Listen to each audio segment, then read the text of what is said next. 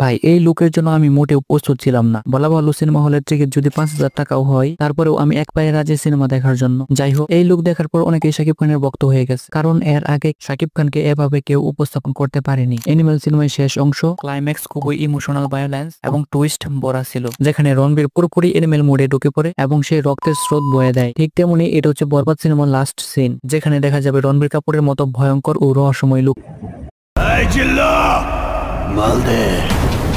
ভাই এই লুকের জন্য আমি মোটেও প্রস্তুত ছিলাম না। বলা ভালো সিনেমা হলের টিকিট যদি 5,000 টাকাও হয়, তারপরেও আমি এক পায়ে রাজি সিনেমা দেখার জন্য। যাই হোক, এই লুক দেখার পর অনেকেই শাকিব খানের ভক্ত হয়ে গেছে, কারণ এর আগে শাকিব খানকে এভাবে কেউ উপস্থাপন করতে পারেনি। অ্যানিমেল সিনেমার শেষ অংশ ক্লাইম্যাক্স খুবই ইমোশনাল ভায়োলেন্স এবং টুইস্ট ভরা ছিল, যেখানে রণবীর পুরোপুরি অ্যানিমেল মোডে ঢুকে পড়ে এবং সেই রক্তের স্রোত বয়ে দেয়। ঠিক তেমনি এটা হচ্ছে বরবাদ সিনেমার লাস্ট সিন, যেখানে দেখা যাবে রণবীর কাপুরের মতো ভয়ঙ্কর ও রহস্যময় লুক।